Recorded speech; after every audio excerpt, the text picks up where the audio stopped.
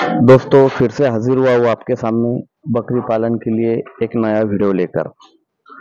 दोस्तों जैसे कि आप सभी जानते हैं कि मैं मेरे इस चैनल पर बकरी पालन के लिए बहुत ही ज़रूरी वीडियो बनाते रहता हूँ। जिस चीज़ की बकरी पालन में ज़रूरत पड़ती है वो सभी वीडियो मैं मेरे इस चैनल पर डालते रहता हूँ। जैसा कि अभी मुझे बहुत से दोस्तों के फ़ोन आए या बहुत से दोस्तों ने मैसेज किए कि हम अफ्रीकन बोर के बारे में थोड़ी सी जानकारी चाहते हैं। बहुत से भाइयों ने तो फोन करके जानकारी पूछी, लेकिन क्या होता है कि फोन पे जानकारी पूरी डिटेल में जानकारी नहीं देना मुनासिब होता। इसलिए मैं सोचा कि क्यों ना इस टॉपिक पे एक वीडियो बना ले कि जो अफ्रीकन बोर नस्ल की जो बकरी होती है, तो इसके बारे में डिटेल में आपको जानकारी दूं। दोस्तों वीडियो थोड़ा सा लंबा होगा, लेकिन आप वीडियो पूरा देखेंगे तो आपको प्रॉपर नॉलेज आ जाएगा। क्योंकि अफ्रीकन बोर ब्रीड ऐसी ब्रीड है कि इसमें कैटेगरी होती है। जैसे कि आप दूसरी नस्ल की बात करोगे तो जैसे आप सिरोही अगर खरीदोगे तो सब सिरोही एक रेट की रहेगी, सोजत एक रेट की रहेगी। लेकिन बोर में ऐसा नहीं है दोस्तों। बोर में कैटेगरी होती है, इसलिए जब तक आप हमको उसकी जानकारी नहीं होंगी तो तब तक हमें समझ में नहीं आएगा कि हम कौन सा जानवर खरीदे या उसकी दाम क्या है, ये हमको नहीं पता चलेंगी दोस्तों। इसलिए हमको बोर के बारे में थोड़ी सी नॉलेज चाहिए। वो टोटल जानकारी मैं आपको इस वीडियो में देने वाला हूँ। इसलिए सबसे पहले तो जो भी नए किसान भाई है जो मेरा ये वीडियो देख रहे हैं, सबसे पहले तो मेरे चैनल को सब्सक्राइब करें और बेल आइकन के बटन को टच करें, ताकि भविष्य में आने वाले हर वीडियो की नोटिफिकेशन जल्द से जल्द आप तक पहुंचे और आप मेरा कोई भी वीडियो मिस ना कर सके।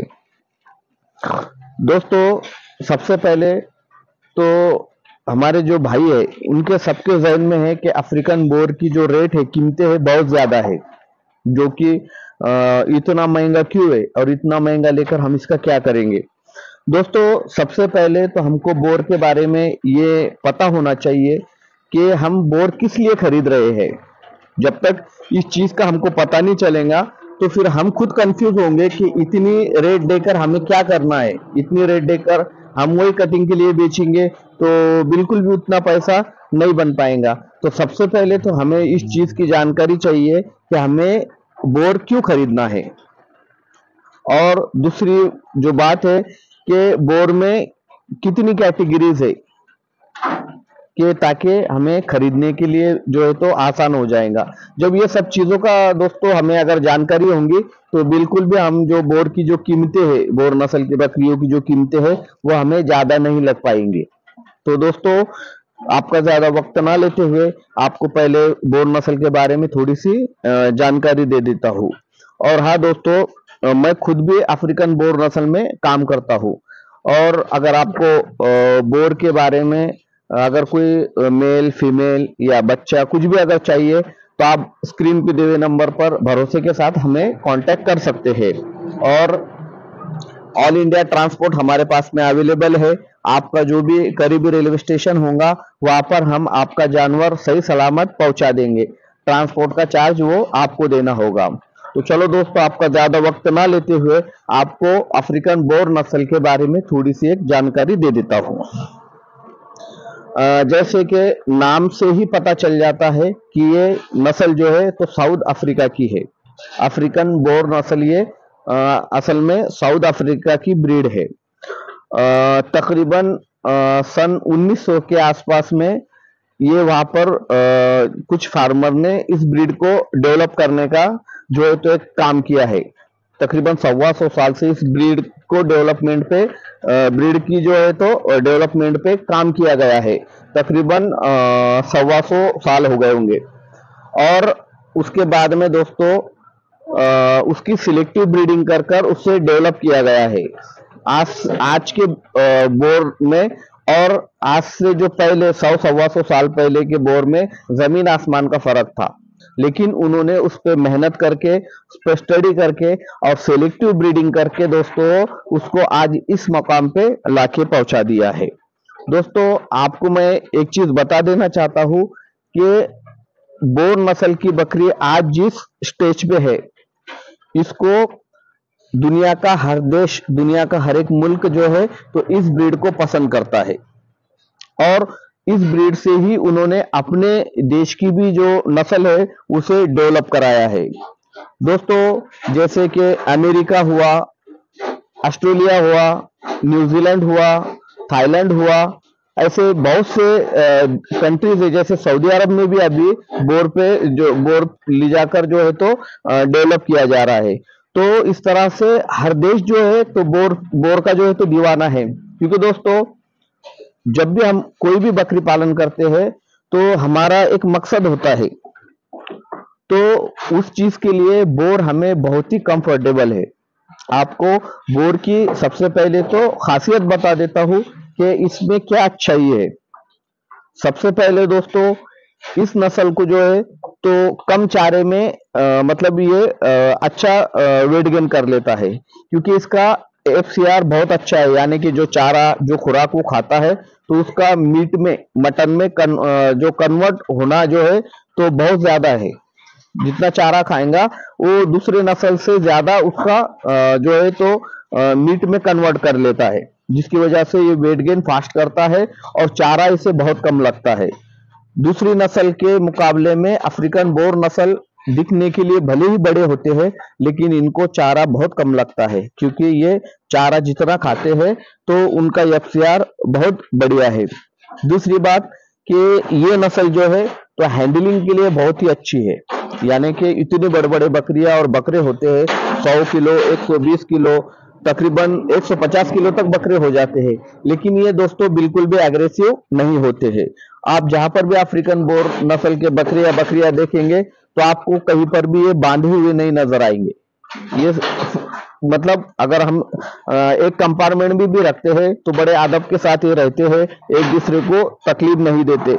अभी आप देखोगे कि दूसरे नस्ल के बकरों के और बकरियों की आंखें थोड़े से मोटी मोटी होती है, उनकी सिर्फ आंखों पे अगर आप फोकस करेंगे तो ऐसा लगता है कोई तो भी जो है तो खुखार जानवर है।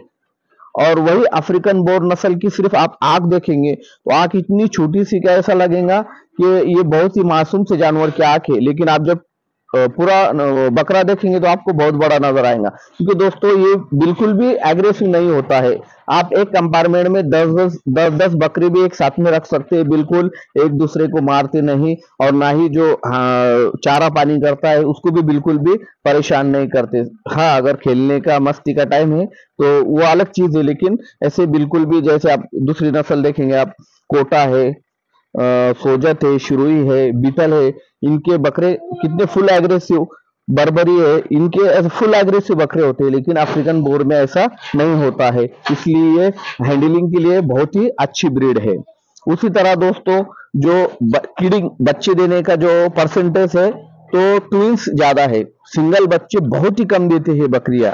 उसकी वजह ये दोस्तों क्योंकि ये बकरी मतलब इतनी बड़ी होती है और उसकी बच्चादानी भी ज्यादा बड़ी होने की वजह से दोस्तों इनकी जो है तो कैपेसिटी 2 बच्चे या मतलब ट्विंस सरासरी ज्यादा ही होता है। सिंगल बच्चा फर्स्ट टाइम एक आध मर्तबा हो सकता है, या बहुत ही कम मर्तबा सिंगल किडिंग होती है, लेकिन वो सिंगल बच्चा भी जब होता है दोस्तों तो वो भी बड़ा लाजवाब होता है। तो इसका बच्चे देने की जो कैपेसिटी है बहुत ही जबरदस्त है। उसी तरह दोस्तों डिलीवरी के होने के बाद में अपने आप को ये बकरी बहुत जल्द रिकवर कर लेती है, बहुत जल्द जो है तो रिकवर कर लेती है, और ऐसा लगता नहीं है अगर 2-5 दिन के बाद आप देखोगे तो ऐसा लगता ही नहीं कि बकरी ने जो है तो अभी बच्चे डाली है, इतनी एकदम फ्रेश हो जाती है और जल्दी से अपने आप को रिकवर कर लेती है। और जब बकरी हम मीटिंग भी कराते हैं तो कंसीव भी जल्द हो जाती है, ज्यादा परेशान नहीं करती जो है तो कंसीव अगर बकरी हम क्रॉस भी कराते हैं तो जल्द ही जो है तो कंसीव भी हो जाती है। उसी तरह दोस्तों इसका दूध जो है तो बहुत ही फायदेमंद होता है। इसके दूध में दूध थोड़ा सा गाढ़ा होता है, जैसे मेंढी वगैरह का दूध होता है, जिससे बच्चे जो है तो फास्ट ग्रोथ करते हैं, जिसकी वजह से। और बच्चा भी जब पैदा होता है दोस्तों 15 से 20 मिनट में अपने आप खुद जो है तो दूध पी लेता है, और बच्चे जो है तो स्ट्रांग होते हैं, तकरीबन 3-3.5 किलो के आसपास में बर्थ वेट बच्चे का होता है। अगर हमारा खिलाना पिलाना वो सब सही हुआ प्रेगनेंसी टाइम में, तो 3-3.5 किलो का 4-4 किलो के तक के दोस्तों इनका जो है तो बर्थ वेट होता है, जिसकी वजह से ये बच्चे बहुत ही स्ट्रांग होते हैं। इनमें मॉर्टेलिटी काफी कम होती है। और इनकी एक खासियत है कि हर माहौल में अपने आप को ढाल लेते हैं, चाहे कैसा भी क्लाइमेट हो। दुनिया के हर क्लाइमेट को ये सूट कर लेते हैं, चाहे आप ठंडी में रखो, चाहे आप बारिश में रखो, चाहे आप गर्मी में रखो, चाहे आप जो है तो किसी मुल्क में रखो, चाहे गर्मी वाले मौसम में रखो, मुल्क में रखो, चाहे ठंडे मुल्क में रखो, किसी भी मुल्क में अपने आप को जो है तो सूट कर लेते हैं। हर मौसम क्लाइमेट को ये सूट कर लेते हैं। इसलिए दोस्तों हर मुल्क वाला ये चाहता है कि ये बकरी हमारे पास में जो है तो डेवलपमेंट के लिए जरूरी है। अभी दोस्तों क्या है कि बाकी मुल्कों ने अभी आप ऑस्ट्रेलियन बोर आप देख सकते हैं, आपको अमेरिका में दिखेगा, आपको न्यूजीलैंड में दिखेगा, आपको थाईलैंड में देखेंगे। थाईलैंड वालों ने भी बहुत अच्छा डेवलप किया है, क्योंकि दोस्तों ये सभी चीजें जो बकरी पालन के लिए जरूरी है, ये सब चीजें इस नस्ल में मौजूद है। उसी तरह दोस्तों हमारे हिंदुस्तान में भी तकरीबन 30 से 32 साल पहले हिंदुस्तान में जो है तो बोर लाया गया है। नीमकर सीड्स जो महाराष्ट्र में फलटन में है, उन्होंने तकरीबन 30 से 32 साल पहले हिंदुस्तान में ये जो है तो अफ्रीकन बोर नस्ल लाए हैं। जैसे कि दोस्तों मैंने आपको पहले कहा है कि अफ्रीका में तकरीबन सन 1900 के आसपास में इस पे डेवलपमेंट पे काम किया गया है, और आज से 60-65 साल पहले एक एसोसिएशन जो है तो तैयार की गई है इस ब्रीड को डेवलप करने के लिए। दोस्तों जब ये ब्रीड एसोसिएशन जब तैयार की गई और उस एसोसिएशन ने प्री डेवलपमेंट पे काम किया, तो एक बहुत ही अलग रिजल्ट देखने को मिला। और ये अफ्रीकन बोर जो है तो दिन ब दिन जो है तो हर चीज में जो है तो परफेक्ट उतरते गई।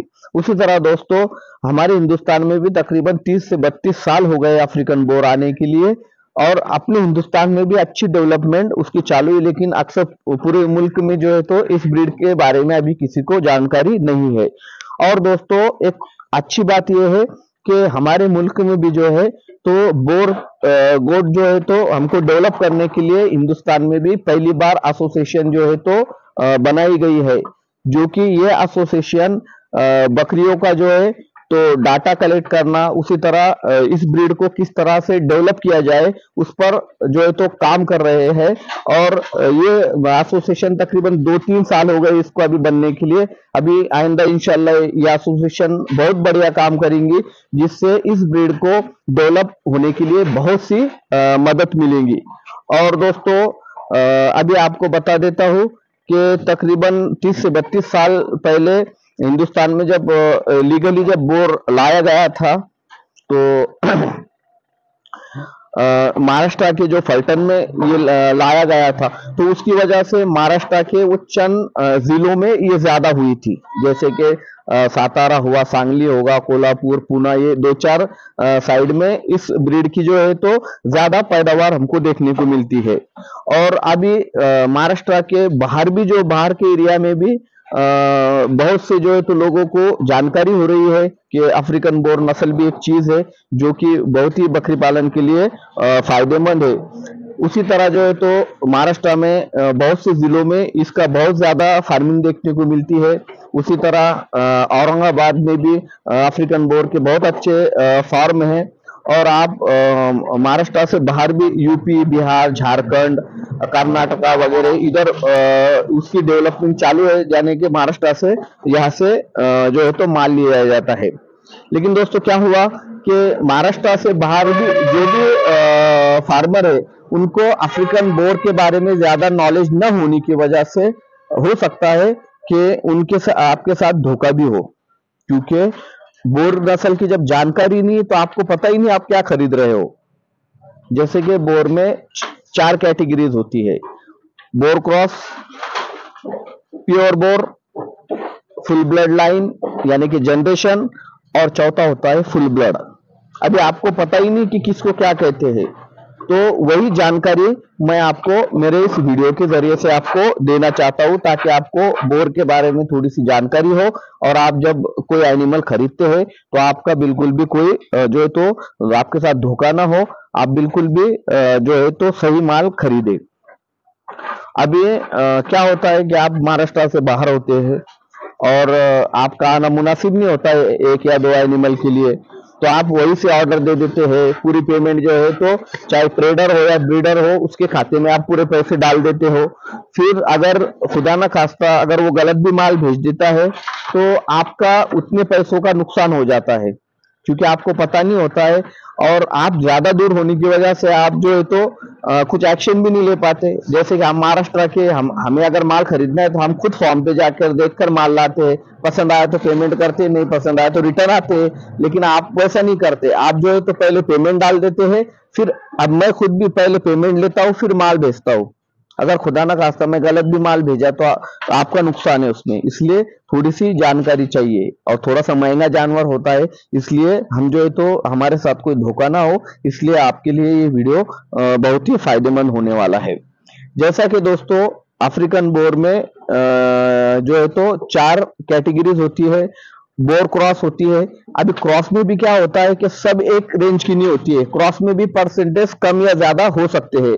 जैसे 50%, 75%, 83%। तो ये परसेंटेज कैसे होते हैं ये भी मैं आपको बताऊंगा। उसके बाद में प्योर बोर किसे कहते हैं वो भी मैं आपको बताऊंगा।